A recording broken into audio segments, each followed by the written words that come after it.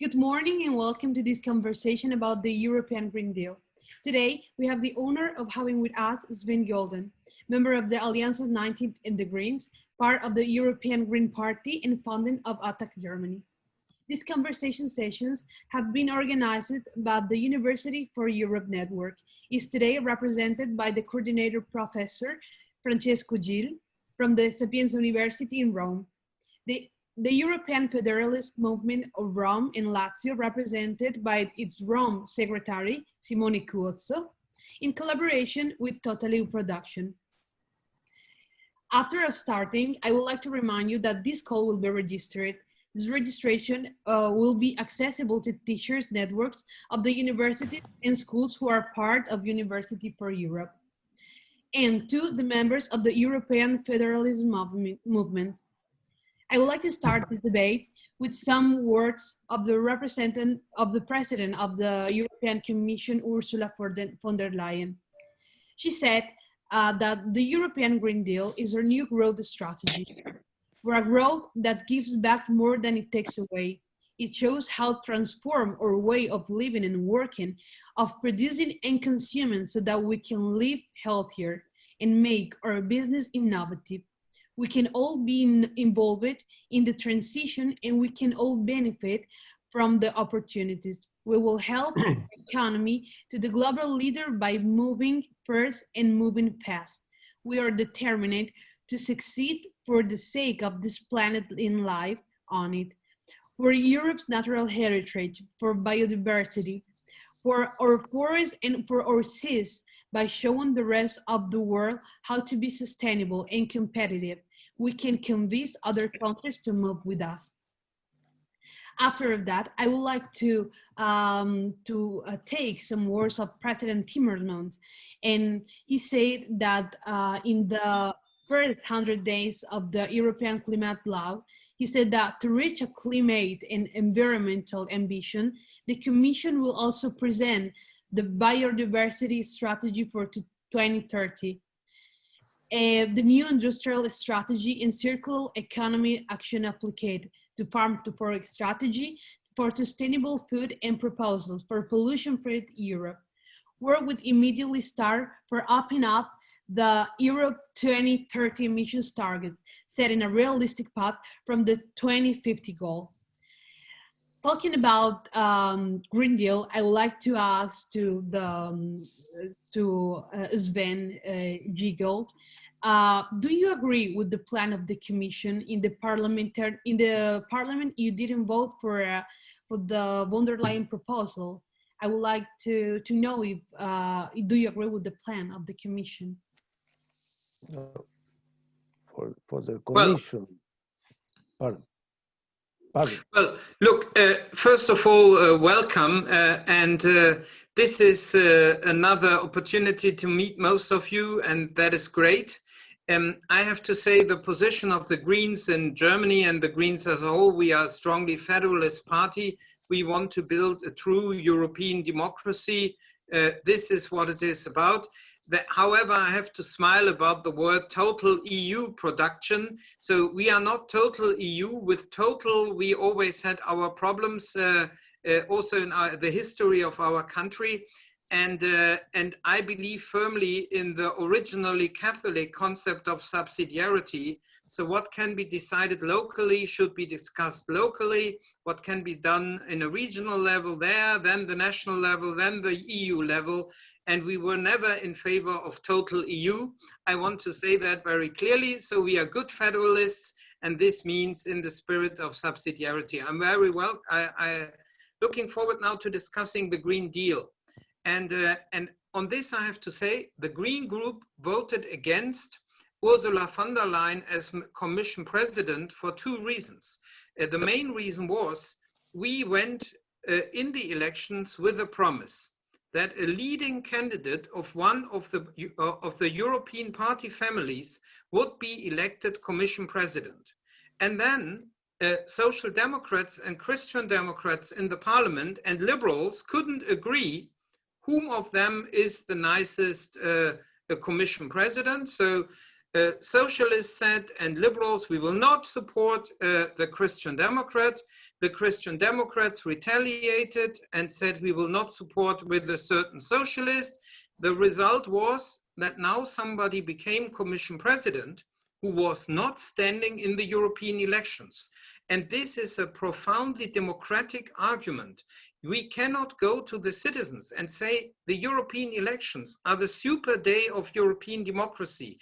We promise you, you get, like in national elections, a lead candidate then as the boss of the quasi-European government, which is the European Commission. And then after a few weeks of haggling, you say, we fail in the parliament. And I have to say that very clearly. As Greens, for us, it is not easy to support a Christian Democratic Commission president. It's not easy.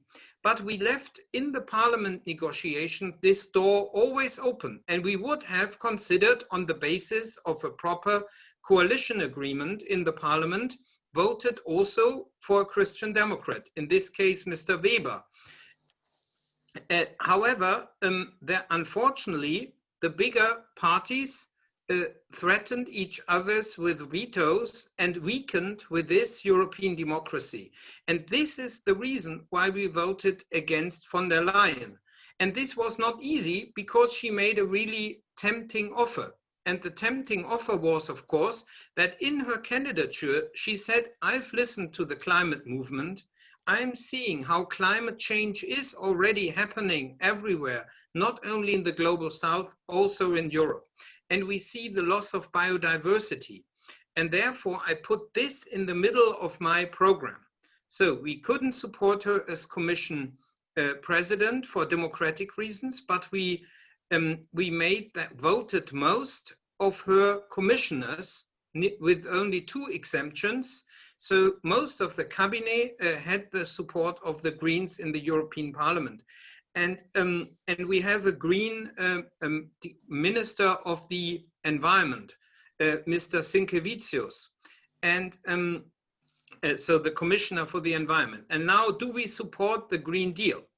Well, the Green Deal is a big strategy, and we are parliamentarians. And this means we support, of course, the ambition of the Green Deal, but each piece of legislation, and most of this is not yet on the table, has to be judged according to its own right. So we are serious. We are not saying we will give a green stamp on everything they will propose.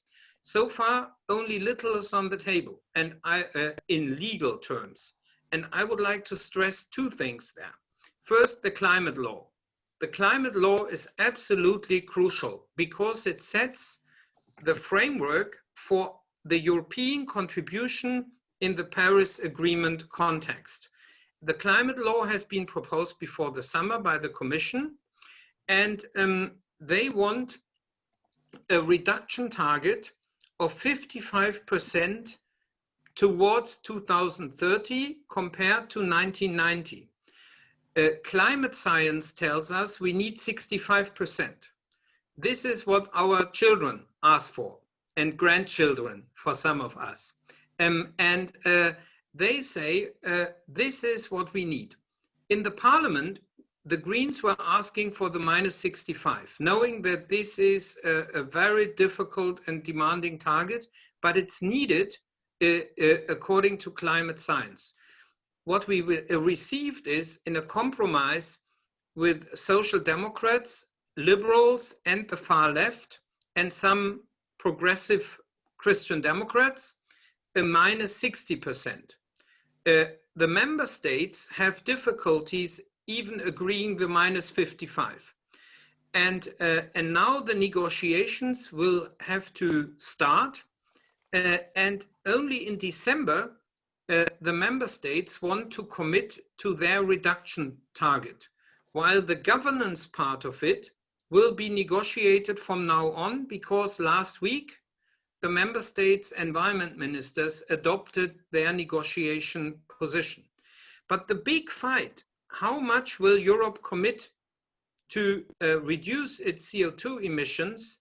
This will only be negotiated in December, when the heads of state will take that decision. And I have to say, this is very strange, because according to the treaty, the heads of state should not discuss legislative quantitative targets. This is in the framework of European co-decision. This is not the business of the European Council. This is the business of the Council of Environment Ministers. And they should decide in qualified majority, while the European Council of the heads of state decides in unanimity. And unanimity is, by definition, if I may say that, the weakest point of European democracy. In all the areas where we are based on unanimity, Europe is weak. Where we decide with a qualified majority, Europe is able to act. And this means, I have to say, I'm very critical of the decision of the German presidency to move this very important decision of the quantitative targets for climate greenhouse gas emissions to a European Council decision only in December. Because according to the Paris Agreement, Europe, as all the other member states, has the obligation to file their quantitative targets for reduction in December. And therefore, we have to take that decision fast. And the right thing to do would be to have a special European Council on the issue of climate change. Corona is really important. And what is happening is a health disaster. But climate change in the medium term is the biggest challenge to humanity, and therefore it well deserves a special European Council. The second element, which is already on the table related to the Green Deal, is of course the common agricultural policy. As you know, agriculture is 1/3 of the EU spending, at least of the ordinary budget. And unfortunately, the Commission has taken the decision that they will not propose, under the new lead strategy of the Green Deal, a new common agricultural policy. The two things are detached. So the proposal still stemming from the old Commission for the common agricultural policy has not been withdrawn, but unfortunately now a large majority in Council and Parliament voted in favor of a common agricultural policy, which does not change the substance. And the substance is that you get European money per hectare of agricultural land, regardless what you do on the land, whether the farming is sustainable, you are pleasant to your animals, or whether you torture them, both receives the same amount of money per hectare. Now they have renamed the so-called greening elements, but in its substance, the common agricultural policy for the next 7 years will be more or less the same as the 7 years before, which means the Commission has not delivered on its Green Deal ambition, and the majority in Parliament has not delivered on the Green Deal ambition. And therefore, as you can see, we are very supportive of the climate law. We want higher quantitative targets, but the substance is good. On agriculture, we as Greens are disappointed that the status quo will be in its core proliferated, and we have to judge each law in itself on, not because we are making political games, but on its environmental, economic, and social substance. So this is what parliamentary democracy should be about, and this is what we are doing with these proposals. So this is what I want to share with you. Thank you. Okay, thank you. Let's hear now what author of Carbon Pricing, Alberto Maiocchi, has to say about it. So then, thank you to be with us today. I don't know if you are in a marvelous wood or is a photo behind you. It's fine to see in any case. It's supposed so my environment is different. I'm in my house. But I am interested, especially I agree with everything you have said just up to now. Federalism for us is unity in diversity, as we have said. So we are totally different.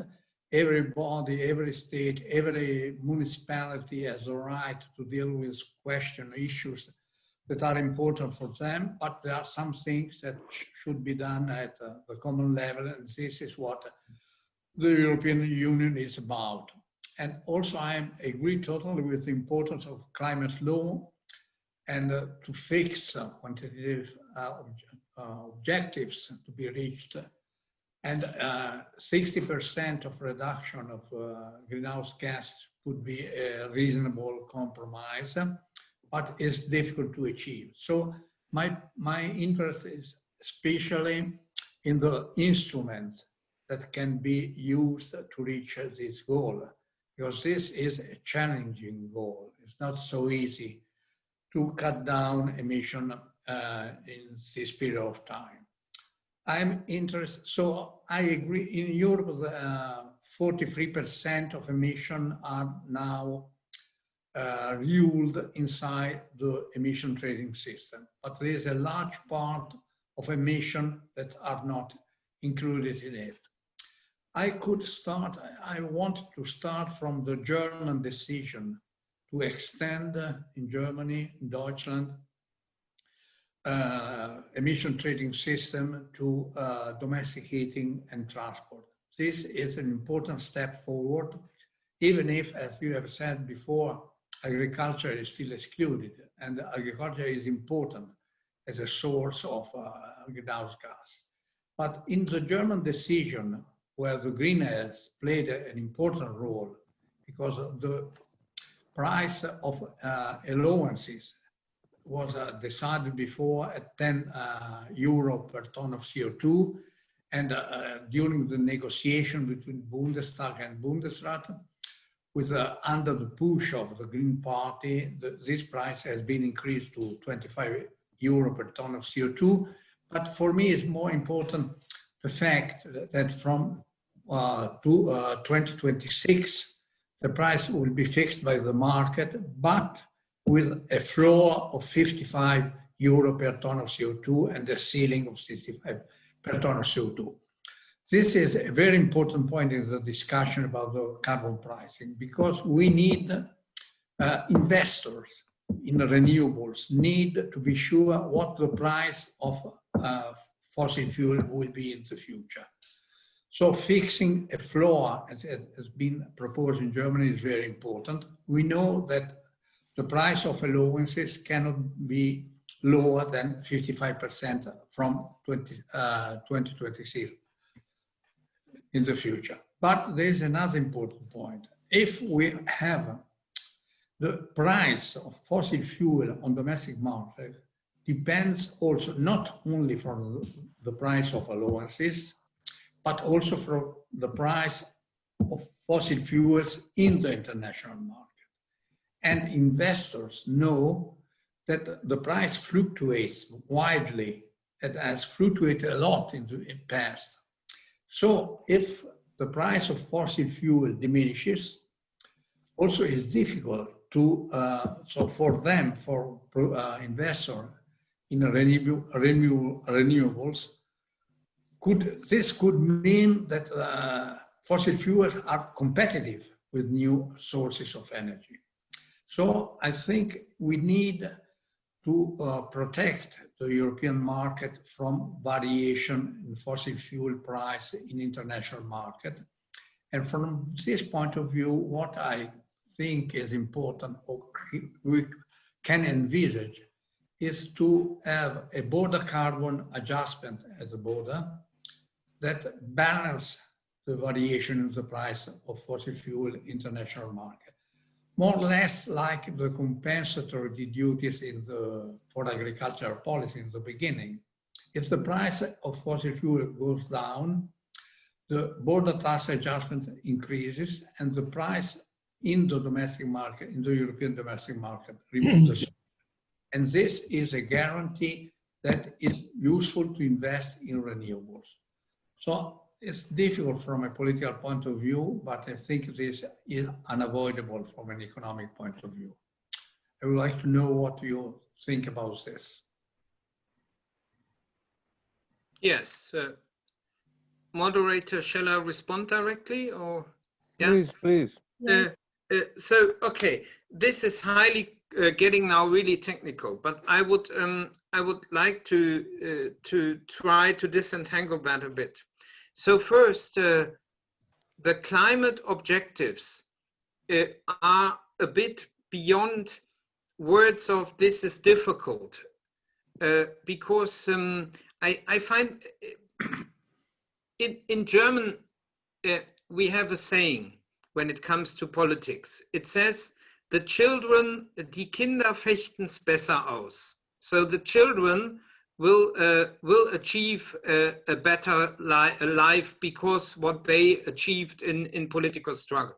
Yeah, normally that's true. So when you discuss, say, the health system or pensions or the education system, you can do a lot of damage with political mistakes. But a next generation, after the next election, you can have another deal, and that's democracy, and our children will have the possibility to design their way of life. With the planet, it's different. If we are reaching the tipping points of the climate system, this is beyond words like you used them, this is difficult to achieve. It is simply not realistic to fail on climate. If we fail on climate, we are not realistic. The ones who want to soften the tone on climate and say, this might overburden, they are not realistic. And therefore, I think you cannot negotiate politically with the planet. It doesn't work. We are weaker. It's beyond. So there I'm more with Pope Franciscus than with this sort of rhetoric. I'm a Protestant, I have to say, but in Laudato Si, he said it all.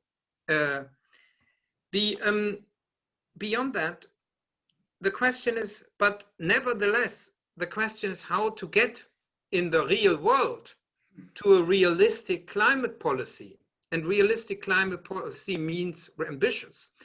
And there, I believe that it is highly important that it is economically a success and socially just, both. In Germany, there is a liberal debate, also in the European Parliament, saying it's all easy. We all do it with proper CO2 pricing. We have one emission trading system. We include all the sectors in one system. So we put a CO2 price on warming, on heating houses, on mobility, as we have done it with energy production and industry. And in the long run, we even include land use changes and agriculture. So I would say emission trading, yes. Be very careful that it's the only tool in town. Emission trading is not the only animal in the zoo. And you have, on top of that, we need targeted rules-based instruments for each sector to achieve on the climate situation. And beyond that, it's true, we will need also pricing instruments. The pricing instruments are important, but when we use them, we have to compensate the weakest in society so that inequality doesn't grow. So we ask in our election program for the European elections that the money coming from an increased emission trading system should be transformed in something which we call energy money, so which is distributed by capita, so that the poorest, who also consume less energy per capita than the more affluent, that they would have financially more in the end of each month than before introduction of this stronger ETS system, emission trading system. And last, of course, when we increase the CO2 price in Europe and others in the world don't follow, then we need a form of border adjustment. The only question is how to do it. So this is challenging for two reasons. First, there are legal limits of the WTO. And second, some trading partners will hate us for this. So a bit more than 10 years ago, Europe tried to introduce emission trading on international flights, and we failed because the pressure from China was so big that we didn't sustain. So we are in favor of a border adjustment, but if this is not possible, there's also an alternative, which is called contracts for difference, which means that you calculate the additional burden on the respective energy-intensive industries, and you compensate for that in compensation for high investment into sustainable technology. So if the border adjustment should not be feasible, which we would be really sorry about this, then we can also find other instruments which achieve the same thing, because otherwise we don't do climate protection, we drive out, we destroy our own heavy industry, which would be stupid.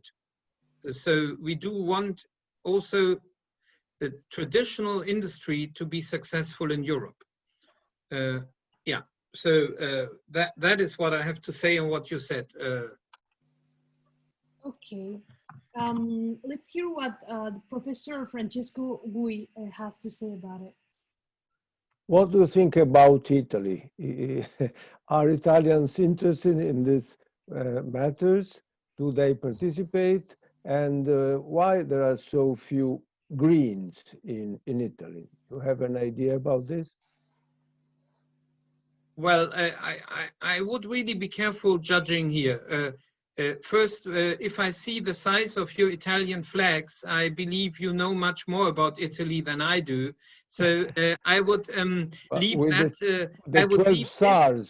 We've put the 12 stars on the Italian flag. This is the new Italian flag. Yes, I saw that you changed it, and but they are still very big. So to be honest, I'm a typical German. Yeah, I have to admit it, and I like Europe because it is really about discovering our differences and still working together on the basis of all the things we share. And one thing in Germany is Germans do not like their own flag much. Yeah.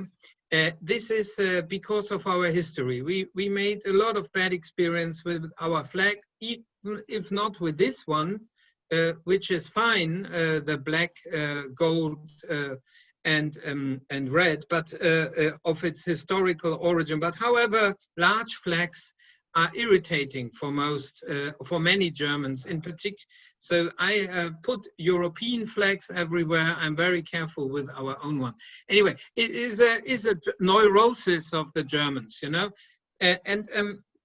But why are there so few Greens in Italy? Well, what I know of this is that there were, when the Green movement in Europe started, there was also a Green movement in Italy. And this was very much destroyed by internal quarrels, into which I will not go into details. It's not my business. We still have Greens in Alto Adige, and they are quite successful. But in the rest of Italy, we have our partner parties, but they are small.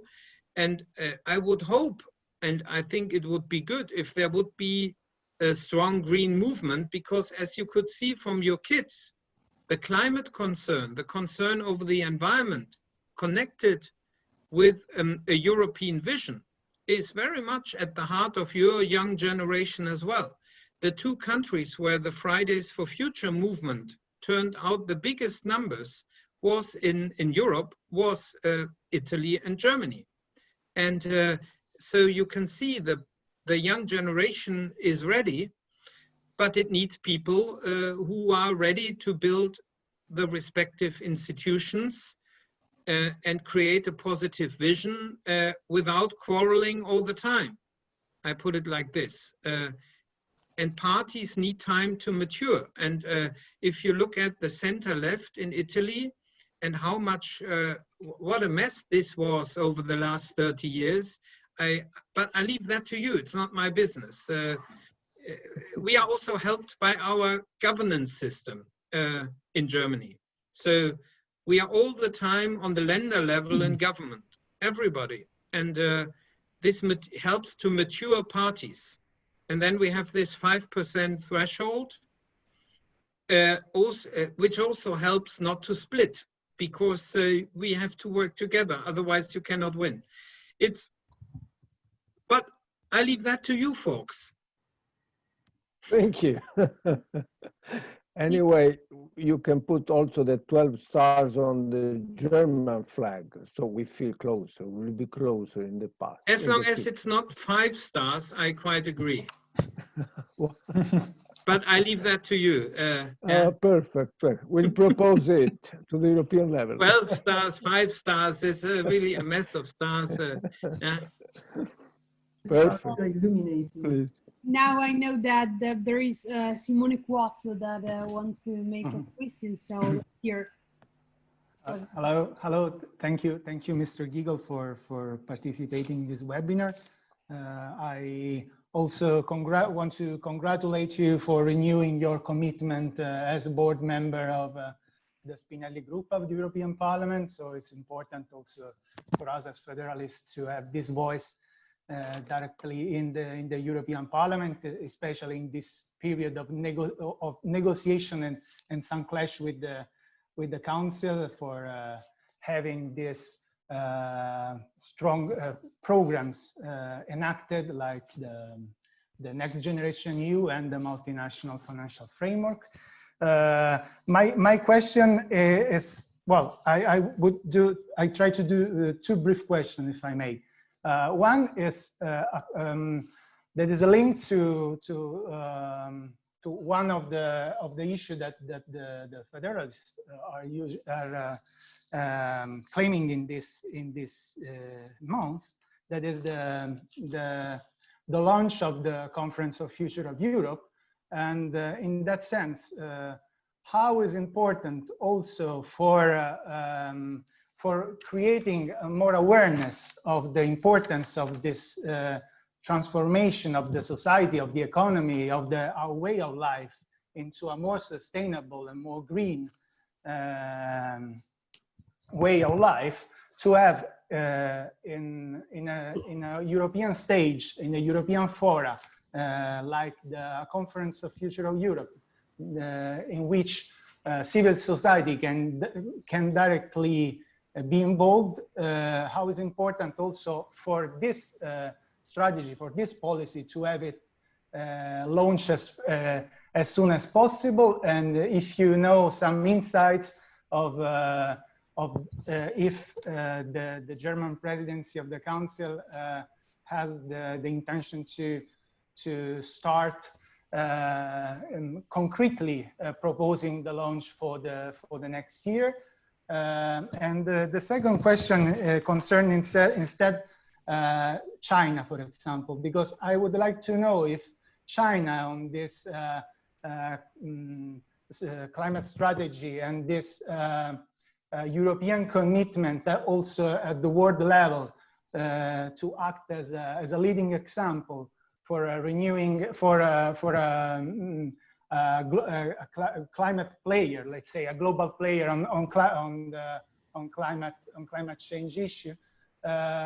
How do you believe that China is an ally or is a competitor? Because also China publicly announced the intention to reach carbon neutrality in 2060. And for example, instead, we know that the United States are very cautious, or at least they have been so far with the Trump administration on this issue. So can we see China as an ally on this aspect, or a competitor? Thank you so much.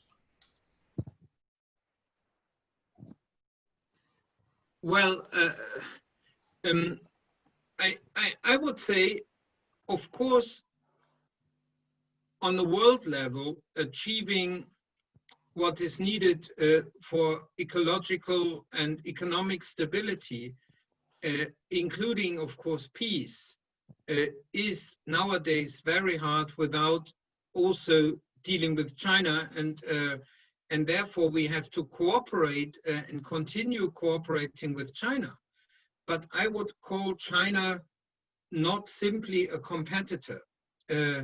I would say it is rivalry over the model of society.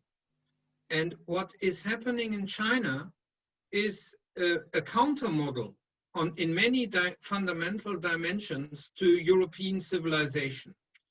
And we love in Europe to talk about our differences, but the radicalized collectivism in the way how they run public affairs, so saying collective achievement is more important than individual rights and freedoms. This is another form of civilization. And China has, until some years ago, basically said, we are only a power in our own territory. But their policies become systematically more imperialistic, and we should not be naive also that we also know transatlantic imperialistic structures when we look to what some European countries and also the US has done in some developing countries over the last decades. We cannot be proud of it, of course, but now we must see that China is offering an alternative, which is governance without a strong democracy and without fundamental rights, which you can pursue in front of independent courts. And Europe cannot turn its eye away from this fundamental difference. Of course, we also have our differences with the United States, but on the basis of the fundamental values, it's not the same distance. So therefore, I would say we are closer to the model of society in the United States than China, and then with China. But first and foremost, we have to find our own European strength. And this is, and when it comes, so we have to speak about human rights, we have to speak about democracy in Hong Kong, we have to stand with those who defend European values in other parts of the world. And, but at the same time, we have to cooperate in order to achieve certain global common goods, of which climate is only one. And there one has to see that it was important when von der Leyen suggested her EU target, China responded with the publication of their 2060 target. The target for China is not ambitious enough. So with this trajectory, we would fail on the climate crisis. So therefore, in Europe, as well as in China, we have to be more ambitious. But we see that one region is reinforcing the other, and therefore it's so important that Europe remains strong in leading. And what happens in the US is totally open. We will know more, hopefully sometime after the 3rd of November.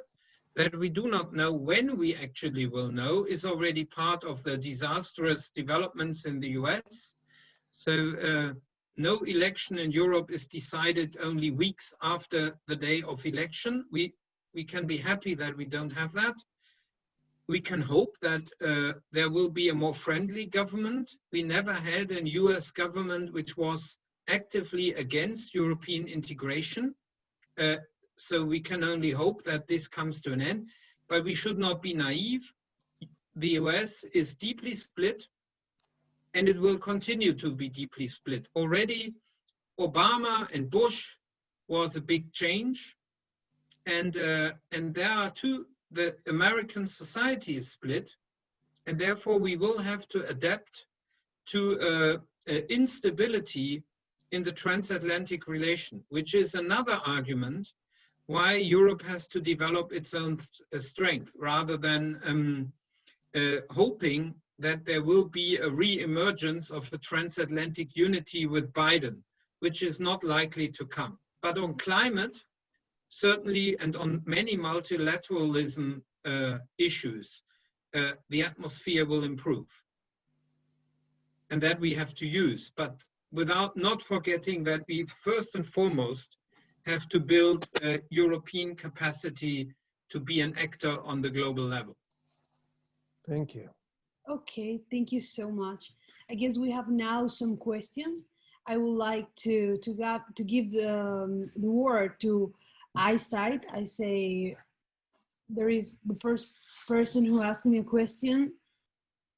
I cannot see the name, but the username is Eyesight. No, before there was Maria Dalla Costa. Before she was before. I have to leave in 10 minutes. Huh? Okay. So let's collect the questions, and of course, a woman first, always. Okay. Is IZD a woman? We don't know. Who is IZD? Anyhow, Excuse me? That's okay. My question is very brief. Talking about the big questions of how to deliver things. As you said, there is nothing ready yet in terms of legal instruments, very little left. The very important Just Transition Fund, because it should help the weakest in terms of productions, but also consumers, to feel that this Green Deal is also for them. It's going to be very difficult. Have you got any idea? I think the challenge will be how to do it on the ground. Maybe thinking about subsidiarity, that will be one way to do it. What can be better done on the ground? That's my very simple questions. And a second one, also very quick for you to answer. There are lots of different DGs responsible for all these pieces. Do you see any good cooperation starting out, or is it business as usual that everyone will do what they think will make them stronger? That's it. Thank you. Okay, let's select the next question. Antonio wanted to put a question. Antonio Lopez. Ah, c'è anche Lino. Wow. Pardon. Antonio. Okay. Thank you. We have no time. 2 questions only. The first question is concerning the changing in the European industry in the perspective of the sustainability. We have published in our review, the Ventotene Lighthouse, your article, your comment about the changing in a chemical industry, especially for a toxic-free environment and the ecological transition. And recently, we had a webinar at a local level in the Lombardia region with the representative of the textile and the chemical industry concerning these issues. And we will publish the conclusion of the seminar or this webinar on the in a new article on our review. Okay. The second question, the second issue is concerning the your call about the European democracy is not for sale. That is a call to action concerning the linkage between the implementation of the recovery plan with the respect of the rule of law. That is a big issues, and you in your call you stated 2 points very important for us. That is to delegate the Commission for a decision or the respect of the rule of law through a reverse the qualified majority vote in the council. I think that is very important. And the question is why your call has not signed up by the other political parties in the European Parliament, especially why has not been signed up by the Social Democratic and the Liberal and the Popular Party? Okay, now we're going Lino. Next question, Mr. Lino Saka. Lino. Good morning. Thanks. My question is short, very short. What do you think about web tax to support European budget and improve green economy? Thanks. A web tax or a digital tax, you mean, or? Yes, I suppose it was digital. Web tax. Digital. Connection Digital unstable. tax. Okay, there are now another questions, so we can start answering. Okay, I will also conclude with these. I hope I managed. So first, on the Just Transition Fund, the Just Transition Fund is in the budget, but with a relatively low figure.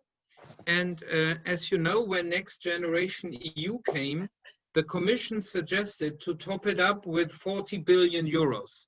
The Council reduced this to a very small symbolic amount, but the Parliament has achieved that there will be strong greening obligations on the spending of the Next Generation EU money. And that is really important because Next Generation EU means nothing else that under difficult circumstances of the corona crisis, there will be a 600 billion plus solidarity based amount of money. And that will help all regions in Europe, which are mainly those which are economically worse off. And if we attach this to an obligation of investing in a digital and green future, and this is exactly what we achieved, then we have basically the same effect as the joint Just Transition Fund. And this is what we are doing here. So we are saying, okay, we use the Next Generation EU money and tie it to green development targets. That is the idea, and by that way, Europe helps all the regions in economic difficulties in their greening process. Second, with the DGs. Well, look, this is a bit the same as in all national governments. Of course, a Directorate General and a commissioner with a certain portfolio will have a different perspective when you have the portfolio of the environment, of climate, or of finance, or development, or industrial development, and so on. So that's a bit natural. The whole question, and it is also legitimate. The only question is there still a common strategy, or is it infighting? And there I have to say already under Juncker, the presidency's Directorate General has become much more strong. So, and that is good. And I think that is needed because normally the president of the Commission should emanate from European elections. And there's now a center which is supposed to clear these differences. And what I've seen lately, and that relates to the first question of Antonio, another part of the Green Deal was the recently published strategy on greening the chemical sector. And there was a huge conflict traditionally between environment, which wanted always to fight toxic chemicals in the environment, and the Director General GROW, which was always in favor of protecting the existing business models of chemical industry. And there was the same fight, but this time Timmermans and von der Leyen, they moderated that fight, and I have to say the Green Deal ambition remained and prevailed. So you could see a strategic capacity, but this management of the different conflicts will always come again, and it is normal in a democracy, and it's also a sign of pluralism. I personally believe that the defense of old business models is also economically stupid, because climate change will come. Sooner or later, it will be translated into public policy. And then those regions which have invested first in the future technologies will also be more competitive.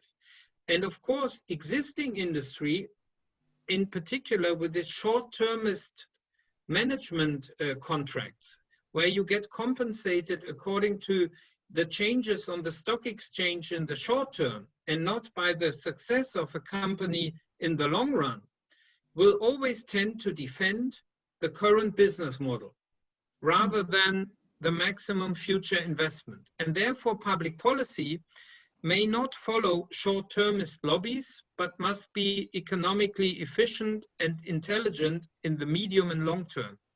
And therefore I still believe that there's no fundamental contradiction between ecological and long-term economic interests.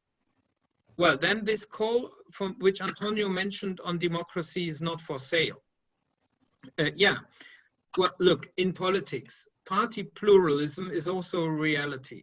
This means if an initiative is taken by Greens, many of other parties will hesitate to sign. And if something is branded as social democratic, liberal, Christian Democrat, others will be careful to sign.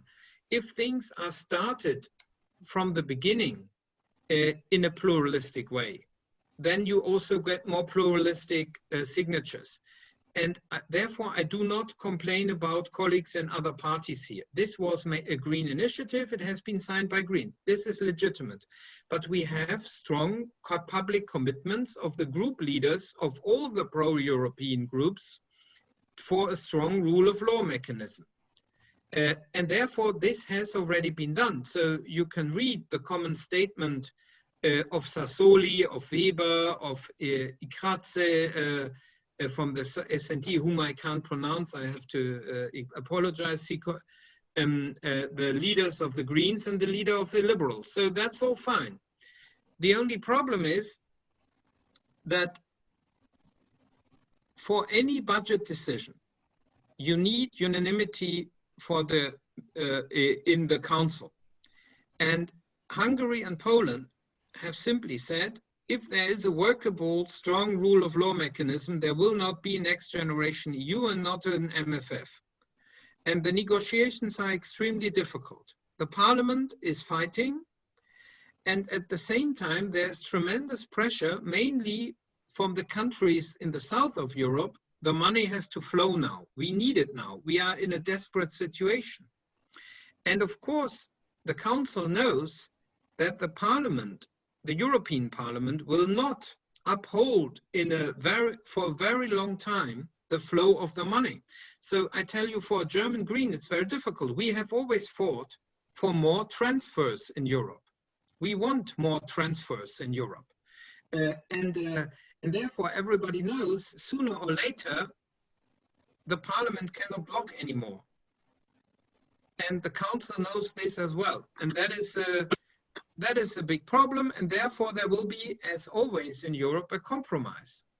And what I believe is that as the Council has watered down that proposal from the Commission, it is even more important that the Commission is now really pursuing the relevant member states with infringement proceedings. Because this, the Commission can do themselves. And the Parliament will support them in this.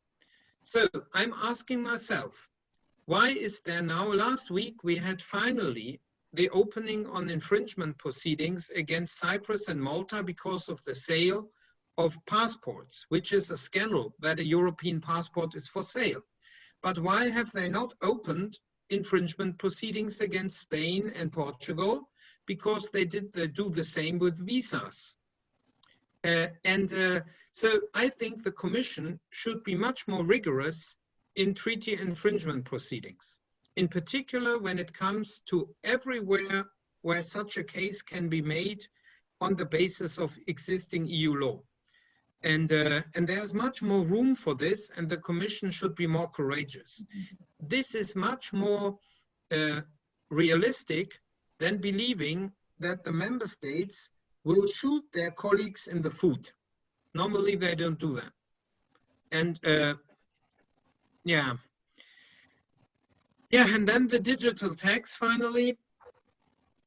And the digital tax is still, we have supported that strongly. There's a big majority in Parliament.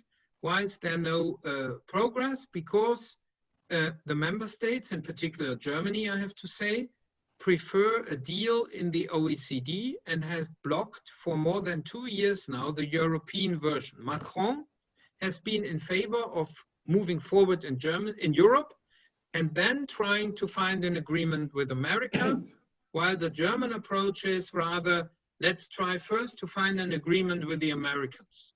But we have been waiting now for 2 years. It's unfair competition. Amazon is the biggest profiteer of the corona crisis. Everywhere the local businesses are in trouble, and digital business models of large multinational corporations are gaining.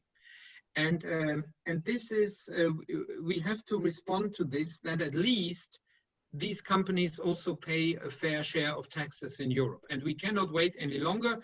So therefore, our position in Germany has always been very clear. We have criticized the government that they were blocking the European solution. And we want a digital tax regime in Europe. And of course, then we are ready to negotiate on the OECD level. By the way, America under Trump has made a huge corporate tax reform. Do you think they ask anyone in Europe? Of course not. And why should Europe, when we defend our interests, ask for permission first in America? I don't understand this. And this is not European sovereignty. And this is European sovereignty is what we should defend together. Thank you. Thank you. Thank you so much. We have learned a lot of things. Grazie mille. Ciao, grazie. Vielen Dank. Bravissimo. Vielen Dank. Thank you Tschüss, so much for alles Gute. Also to Sole, who Thank you. managed this meeting. Okay, goodbye. Grazie a Total Production. Ciao. So much. Ciao. Have a great day.